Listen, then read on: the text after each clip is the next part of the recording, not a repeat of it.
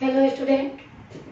Hello student, मैं आपको आज काव्य में से पाठ 2 सूरदास का पद पढ़ाने जा रही हूँ। सूरदास के बारे में आपको थोड़ा सा बताते हुए फिर आगे पद में उसकी व्याख्या करती हूँ। तो सूरदास भक्ति काल के कवि हैं और भक्ति काल में भी शाखाएं हैं। भक्ति काल की उसमें सगुण शाखा, भक्ति काल की सगुण शाखा के कृष्ण काव्य धारा के सर्वश्रेष्ठ कवि माने गए हैं। सूरदास कृष्ण भक्त कवियों में भक्त शिरोमणि माने जाते हैं। भक्तों के भी भक्त शिरोमणि हैं। ये कृष्ण के अनन्य भक्त थे। सूरदास जी जो थे कृष्ण के अनन्य भक्त थे।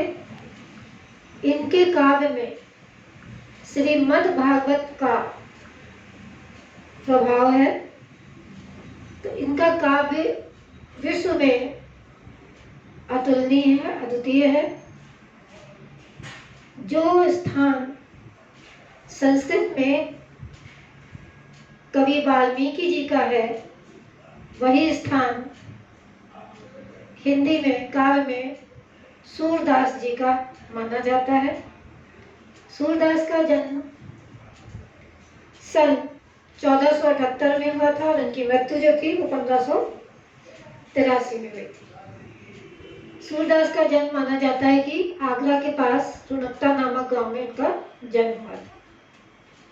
सूरदास जी के बारे में और भी माना जाता है कि ये जन्मांध थे, लेकिन कुछ लोगों को इस पे थोड़ा सा वो है ऑब्जेक्शन। कुछ लोग ऐसा बोलते हैं कि ये बाद में इनके अंधे हुए, लेकिन सब ज्यादातर यही माना जाता है कि ये जन्मांध थे, क्योंकि इन्होंने श्री कृष्ण की बाल लीलाओं का इतना सुंदर, इतने सूक्ष्मता से उनकी बाल लीलाओं का वर्णन किया है, तो इसलिए लोगों को शायद विश्वास नहीं होता कि वो जन्मांध थे।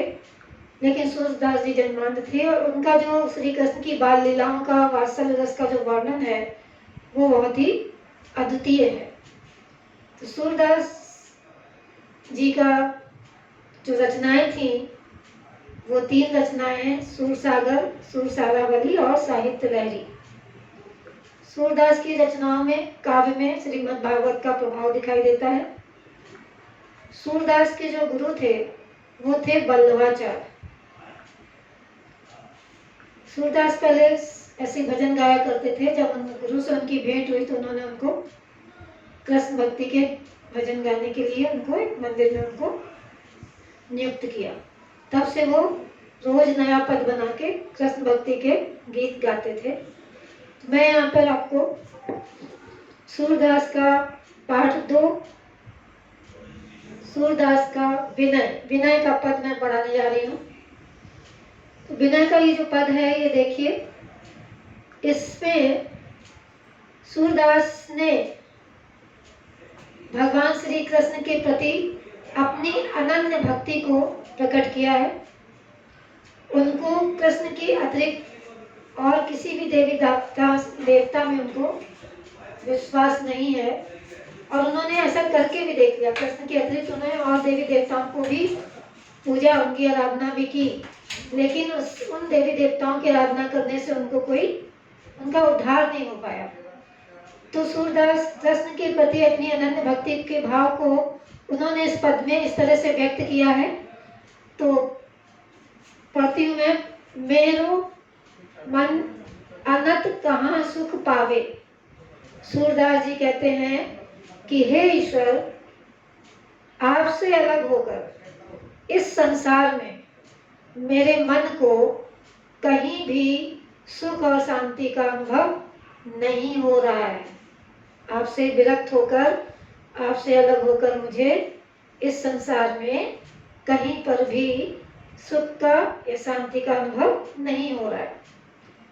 तो ठीक उसी प्रकार, जिस प्रकार जैसे उड़ी जहाज को पक्षी फिर जहाज पर आवे, वो उदाहरण देते हुए समझाने का प्रयास करते हैं कि जिस प्रकार उनका मन इस संसार में कहीं शांति का अनुभव नहीं कर रहा, ठीक उसी प्रकार जिस प्रकार की समुद्र में चलने वाले जहाज पर बैठा हुआ पक्षी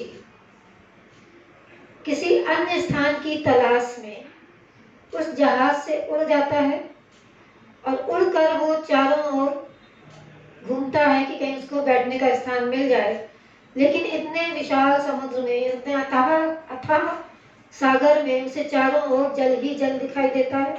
उसे कहीं भी दूर दूर तक बैठने का कोई स्थान नहीं दिखाई देता। तो वो पक्षी वापस फिर उसी जहाज पर आकर बैठ जाता है।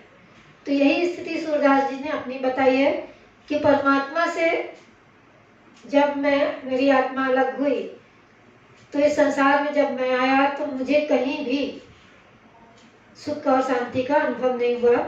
आगे कहते हैं अगली लाइन में, कमल नयन को छाड़ महात्म और देव को ध्यावे।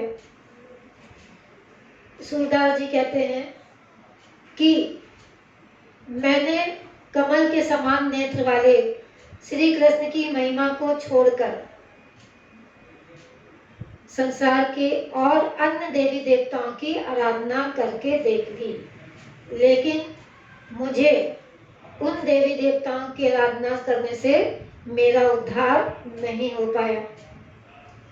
मैंने ये करके भी देख लिया कि मैंने श्री कृष्ण अपने कृष्ण की महिमा का गुणगान करना छोड़कर दूसरे देवी देवताओं की महिमा, उपासना, पूजा करना शुरू किया, लेकिन उनकी आराधना के बाद भी मेरा उद्धार नहीं हुआ।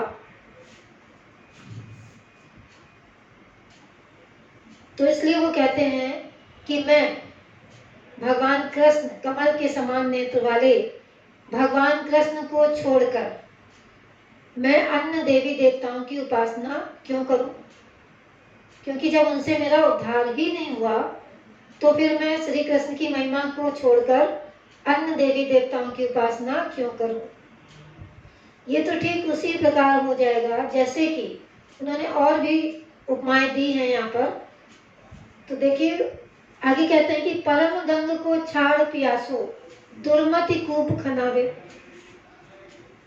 इसके लिए वो उदाहरण देते हुए कहते हैं कि दुर्मति माने वो मूर्ख व्यक्ति होगा, वो व्यक्ति मूर्ख होगा जो परम पावन पवित्र गंगा के जल को छोड़कर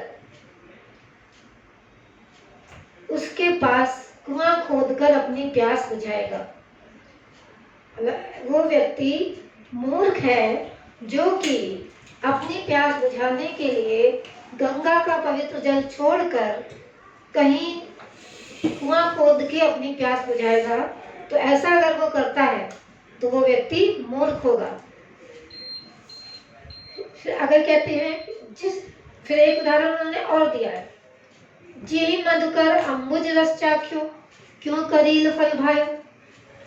तो सूरदास जी कहते हैं, एक कई तरह से उन्होंने समझाने का प्रयास किया है कि जिस भंवरे ने, मधुकर मीन्स भंवरा, जिस भंवरे ने अम्बुज रस, अम्बुज माने कमल के रस का चखा हो, कमल के रस का पान किया हो, क्यों करील फल भावे, उसे फिर करील का कड़वा फल क्यों अच्छा लगेगा। जिसने कमल रस का पान किया हो या कमल का रस चखा हो, कमल के पुष्प का रस चखा हो, वो करील के फल कड़वे फलों को क्यों उसे अच्छे लगेंगे। तो इस प्रकार सूरदास जी कहते हैं कि सूरदास प्रभु कामधेनु तजी छेरी कौन दुहावे। सूरदास जी कहते हैं कि हे प्रभु कृष्ण, कामधेनु तजी, कामधेनु को छोड़कर, कामधेनु जो गाय होती है वो समस्त मनोकामनाओं को पूर्ण करती है।